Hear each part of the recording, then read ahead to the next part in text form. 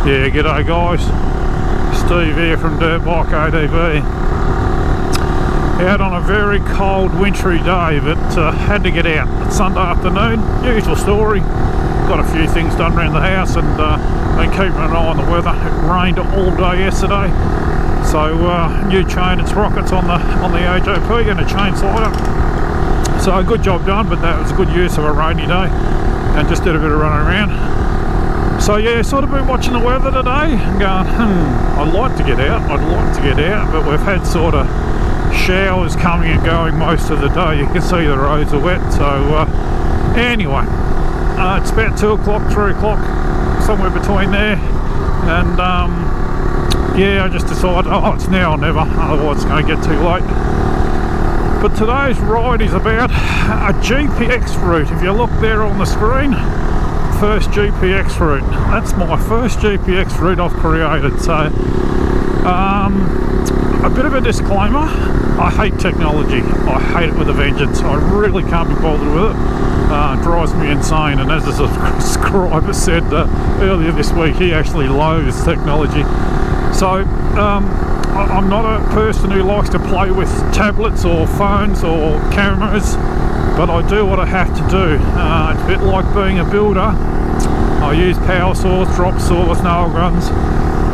If you want to have a YouTube channel, you've got to use cameras, and if you want to ride motorbikes in this day and age, it's a lot more advantageous if you can sort of use GPX files, or certainly navigate with tablets. Now obviously I do it all the time with the phone and the in-car navigation, that sort of stuff. Oh, how do I get to such and such? But that's about as far as I've gone. So the 7-inch ISU's tablet on the AJP died. It was 7 years old, so pretty good. It was still going, but it was coming and going. It switched itself off and on and whatnot, so it wasn't reliable. Had a look in the market, was going to buy just another tablet to replace it, but decided to spend the money and buy the DMD T865. Just felt like it was probably going to, what's the word, be a more robust option than a tablet. It's obviously a Samsung operating system inside the tablets, but it's a ruggedized tablet, and I felt like with using the DMD dash mode, drive dash mode, or whatever the hell, I just felt like the software preloaded, it was all going to be pretty simple and straightforward, because I really can't be bothered mucking around with something. If something doesn't work, I give up. I can't be bothered. I'd rather go riding a motorbike than sit at home playing with bloody tablets that aren't working. So I felt like I was going to have a situation where the DMD tablet was going to be all set up and pretty bulletproof. So I spent the extra money. Obviously it comes with a cradle, and it comes with an adapter to fit the AJP. So really simple install. I ended up cutting all the wires off for the all the controllers on the dash. I'll never do that again, couldn't be bothered, not interested. So I just basically found the positive and negative. There were shielded wires and everything in there, unfortunately, but was a bit nervous cutting it, but I cut it, and yeah, just found the positive and negative and just wired it up and got rid of the rest of the wiring. So it is wired up to the circuit for the tablet, so it was very straightforward to put it on the AJP. So yeah, so far so good with regards to the physical attributes. I've only got the one charging system, so it's got two if you want it, but I'm just going to run with the one charging system. The little pins on the bottom, whatever you call those, pogo pins or something they call. So yeah, we're going to run with that, and so yeah, physically I think it's quite a good product. Now, the actual software, the interface, so to speak, the Drive My dashboard I think is quite good. If I just go, I won't go back to there, but while I'm riding, I've got a pretty simple screen set up, so it's pretty good. It's not super customizable, but you can shift things around and add apps and tablet, what do they call them, tiles. So yeah, it's pretty adaptable and pretty customizable, but not super duper customizable. But anyway, pretty pleased. But today's about the GPX route. So I created a GPX route on Gaia just on my home computer, and I emailed it to myself. Obviously I've hooked this tablet up to the internet and got a SIM card in it, and just got the email and set up a Gmail account and loaded the GPX file. So today I'm out trying to follow my own GPX file. I did this GPX file probably 3 weeks ago, 3 or 4 weeks ago when I got the tablet, and so I'd forgotten all about it, and I thought, oh well, I'll actually go out and see if I can follow my own GPX route. So I just made this random sort of zigzagging sort of GPX route, and obviously you can see the blue line on the screen. So yeah, but I'm going to drop in some footage. The Western Wandering trip I did recently, never been up this road before.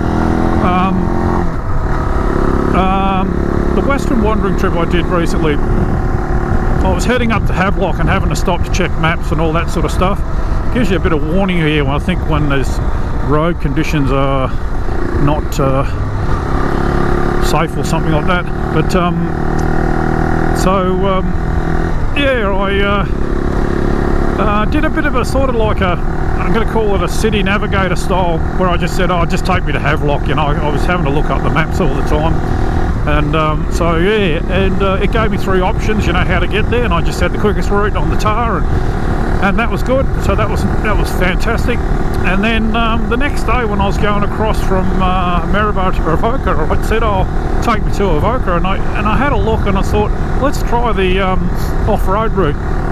There were 3 options. I think there was something like quickest route. The next one was back roads but fun, and then the last one was off-road, so I took it off-road. So I'm going to cut into some of that footage now. You'll hear me talk about what I think about GPSs and all that sort of stuff. Not quite a nice view out there. So yeah, I'll drop that footage in, and we'll have had a bit of a look at what I think about GPSs and navigators and that in general.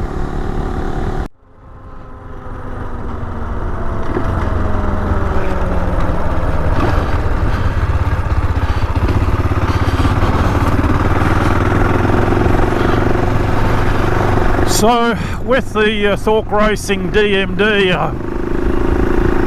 I just set a route to Avoca, which is about 26-27 k's, and it gave me options of off-road, I think sort of back roads and off-road, and so I went with the off-road option, and although it seems to be a little bit confused on where we're up to, the GPS might be a little bit slow.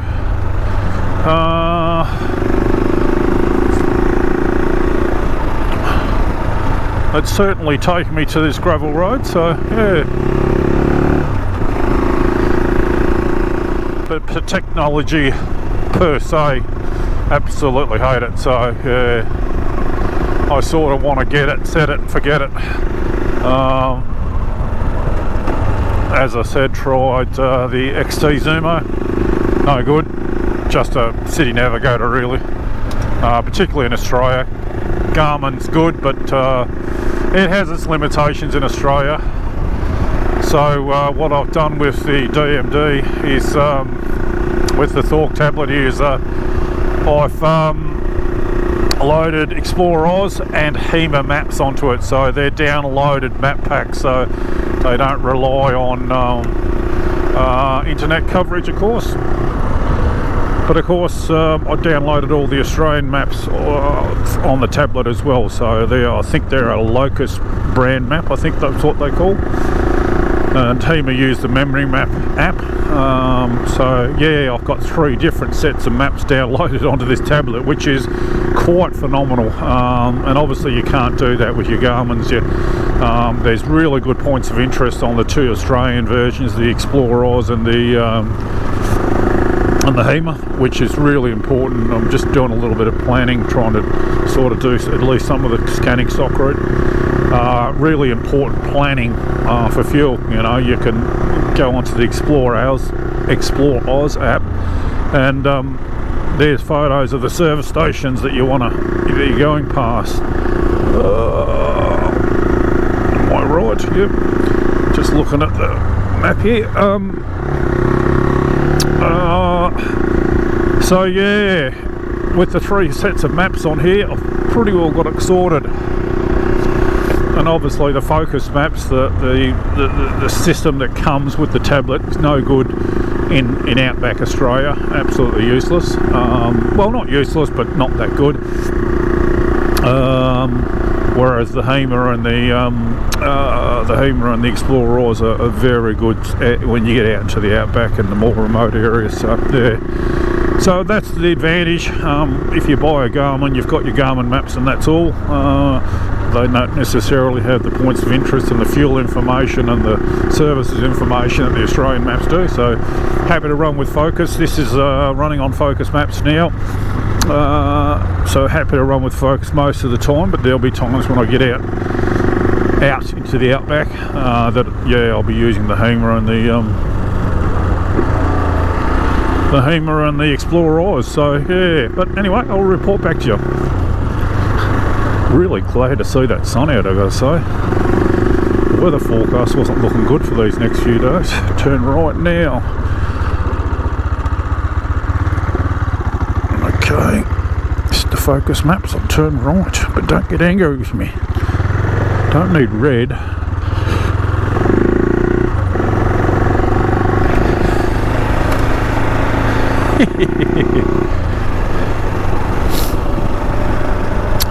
The problem I have, of course, with pink lines and GPX routes and all that sort of stuff, you end up looking down at the map a lot and not enjoying the scenery. Keep straight.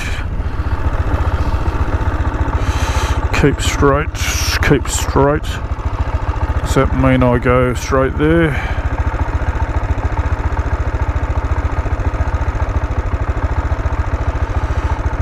I reckon I go left there.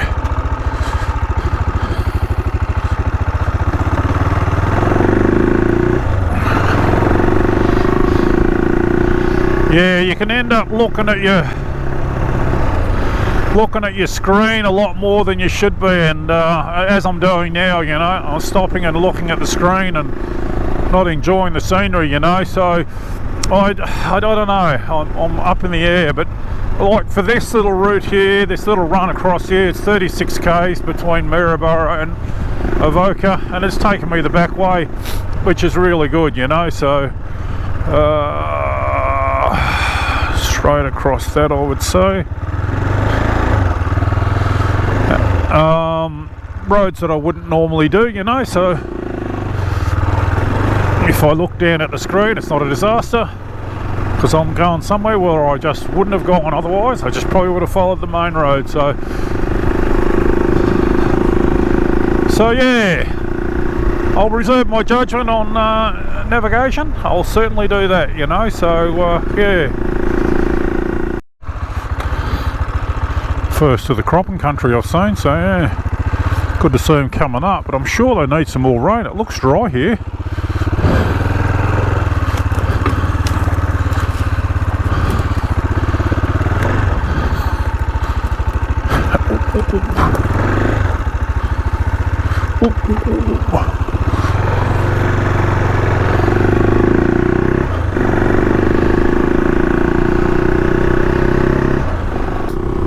So far the little DMD's taking me some nice backcountry roads, so yeah,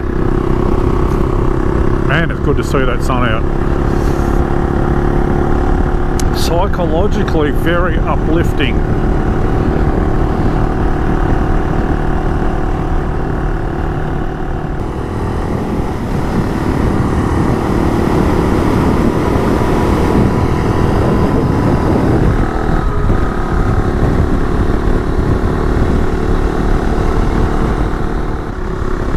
I can tell you folks, it's bloody cold. That's a bit of a southerly blowing, and yeah, it ain't pleasant. That's the thing though, isn't it? That's the idea of adventure bike riding. You're not in your little cocoon of comfort.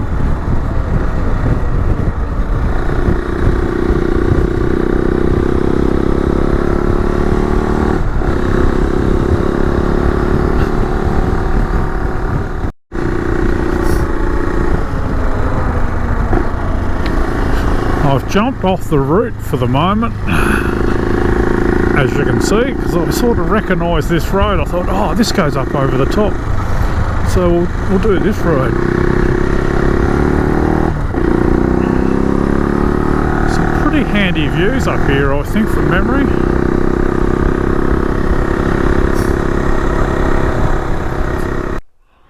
That's a pretty nice view. Yeah, just jumped off the route, so I'm not sure if I'll go back, to be honest.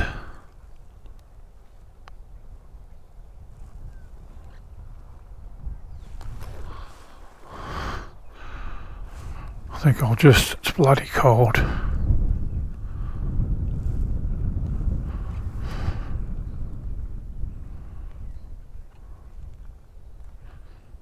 think I'll just cut across to the other route, head for home. But yeah, I jumped off there rather than do that section there, so I think we'll just keep heading down here and cut back onto the route. But a nice view nonetheless, and bloody good to see the sun out.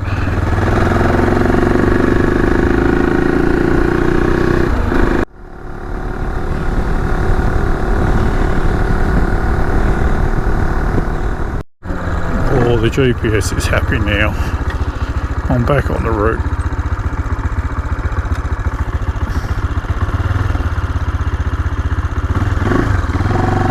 I think I've been on this road before.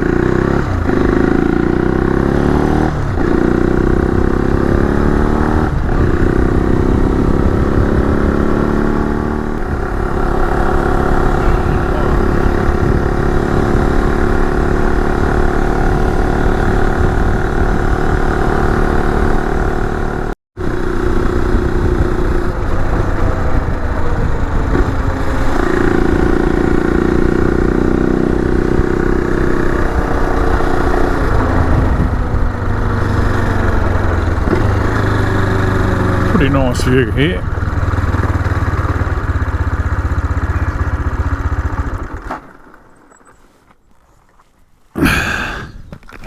We'll do a social experiment, turn the key off.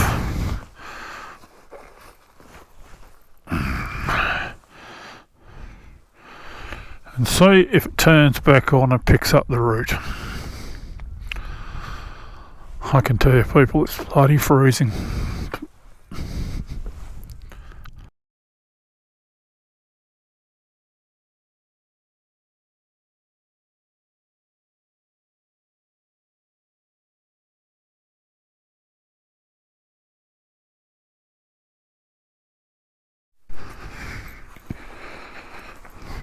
So I've just turned the GPS, oh yeah, back on. So, and it seems to have, yeah, it's loaded up the file. Beautiful. I'm probably going to ignore the GPS route. I'm not sure what route I've gone home. Oh yeah, I've probably just gone home the quickest way from here. But yeah, it's pretty cold. And obviously the sun's going down. So I think we'll beeline it for home. Good to see the sun out there. But as you're all aware,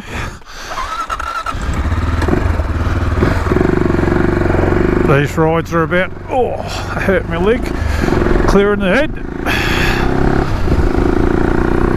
And I do feel better for the ride. But I will be glad to get home, sit in front of the heater for a while. So yeah, we'll drop down into lock up into Poowall, I think, and just beeline it home, which might even be the GPX route. But yeah, so I think we'll sort of wrap it up there. Obviously, I'm going to say that, you know, it's a success. Following a GPX route isn't as much fun as just following your nose, in my opinion.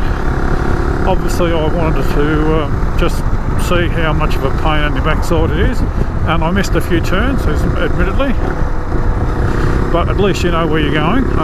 So this sort of like there's no second guessing yourself stopping and having to look at the map and that sort of stuff. You know, if you follow the blue line, you'll get there. So there's two sort of fors and against, I suppose you'd say. But yeah, the GPS, the Thork Racing GPS is working well. Turned it off and turned it back on. It just picked up the GPS route again for me, which makes it nice and simple. You don't have to do anything to reload it or choose it again or anything like that.